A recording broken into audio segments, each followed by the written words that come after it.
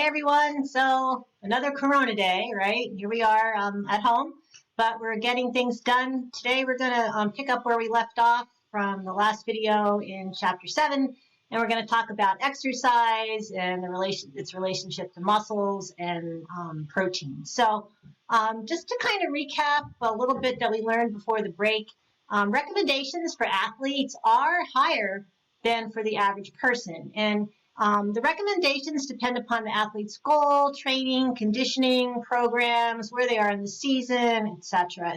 And they can range from 1.2 to 2.0 grams of protein for every kilogram of body weight. So remember, you got to take your weight in pounds, divide by 2.2 to get that weight in kilograms. And we know weight-restricted athletes may require more protein than that. So I think right before the break, I had everybody that was there in class figure out how many grams of protein you needed per day. But I want you to keep in mind, that there's a common idea that if a little bit extra is good, more is better. And the answer to that is really no, all right? More is not better.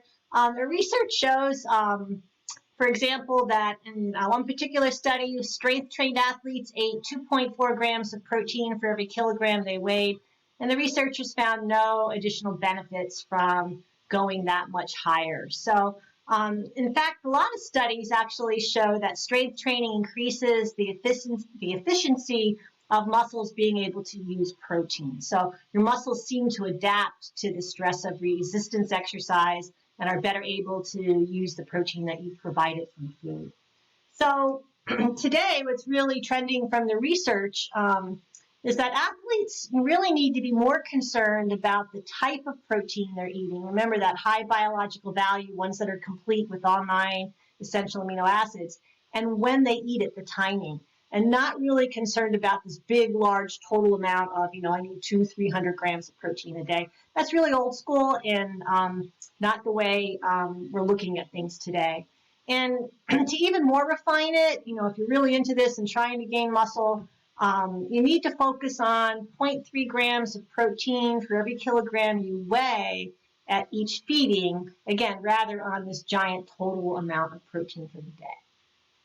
All right, so my tips, and I'm really committed to this, and I try and get my athletes to commit to it, is to spread your protein intake over the course of the day. So that means have protein at every meal and every snack. And this causes muscle protein synthesis, or the building of muscle, to spike. So every time, remember, amino acids are building blocks. They're materials for your muscles. So every time you eat food, you provide these building materials so that your muscles can use them. And so this is the best eating strategy for athletes who need to gain weight.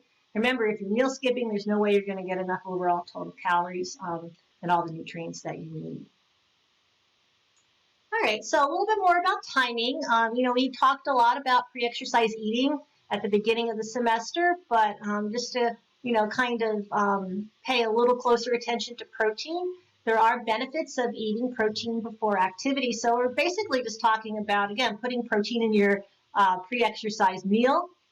So small to moderate amounts, 1 to 4 hours before activity. Remember, you can eat larger amounts 4 hours beforehand because you got plenty of time for the food to digest. Smaller amounts closer to the activity, right? But having protein in your meals helps to keep you full. It provides what we call satiety. It helps to lower the glycemic index of a meal so you don't get spikes in blood sugar. It helps to decrease the breakdown of protein in your muscles during exercise. It increases muscle protein synthesis. So, what can you have? Well, a lot of athletes on the go, especially in the morning, they might just go with chocolate milk. They might also like to make a smoothie and add a protein powder to it, and I'm good with that. But, other times during the day, you might want solid foods. So thinking about protein sources like lean beef, chicken, turkey, fish, plant-based proteins if you're vegetarian. Those are good options too, nut butters. All right, so that was before, so now let's talk a little bit about recovery. So we're going to introduce this idea of negative and positive protein balance. So during exercise, especially really strenuous exercise, muscle protein breakdown, okay, is greater than muscle protein building.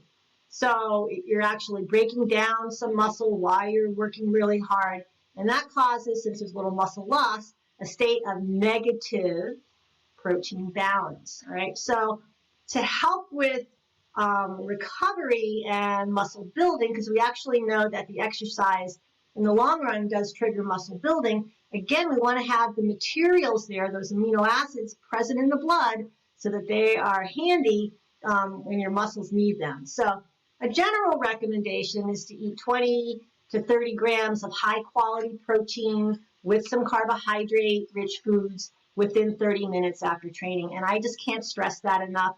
Timing is everything, all right? And this is super important for gaining muscle over time. And again, so that 20 grams is sort of that general recommendation, but a lot of athletes, they really want to fine tune things and tweak things. And so the exact amount as of, current recommendations as of this year are 0.3 grams of protein for every kilogram you weigh for post-workout. So again, I keep stressing that, so I'm hoping you're going to remember it. And just kind of a fun fact I have up here on our screen is that, muscles, people tend to think that muscle is pure protein, and it's not, okay? Muscle tissue is only about 22% protein. It's made up of mostly water. It's like 70% water. So if we actually looked at the total protein content in a pound of muscle, it's only about 100 grams. All right, so, we did a whole chapter on carbohydrates and learned the importance of carbohydrates. And so there's this idea of having carbohydrate and protein together for a recovery snack, reminding you that, again, it's just not all about the protein. But when you eat carbohydrates with protein, it enhances what we call the anabolic effects of exercise. So anabolic, if you're not familiar with that term, refers to protein building, right? So what carbohydrates do is they stimulate the release of the hormone insulin. And insulin helps to drive not only glucose into your muscle cells, but amino acids. So again, those building materials to synthesize muscle. So we know whole foods are effective. There's a lot of research out there that shows that things like, 3-ounce turkey or roast beef sandwich, it's going to give you carbohydrates and protein. Greek yogurt with a quarter cup of mixed nuts or 20 ounces of chocolate milk. All of those are great post-recovery snacks. All right, so I often get asked by students, is there a downside of eating too much protein? And so important things to consider, all right? Our bodies don't save excess protein that we eat and store it in the muscles, right? I think people have this idea that like protein, you could just eat in any amount that you want and it's not going to harm the body in any way. It's just going to get stored in your muscles and make bigger muscles. And that's not true. That is a big myth, okay? Consuming more protein than what we recommend for athletes really does not increase protein building, okay? In fact, the extra protein that your body doesn't use, okay, gets broken down and either burned for fuel or converted to fat. So very important to understand that, yes, athletes have higher protein needs, but if you go way beyond that, that excess protein doesn't make you gain muscle any faster and you don't store it in your muscles. All right, the other thing about eating too much protein, again, is that it crowds out healthful food choices from your carbohydrate-rich foods like whole grains, fruits, and vegetables. Often protein-rich foods can be really high in fat, so things like, bacon, sausage, not like the best things for us. And we know that really high protein intakes may increase the risk for dehydration. So if you do consume excessive amounts, be sure to drink adequate fluids to flush your kidneys. So that's all we have for this video. I'll see you again next time.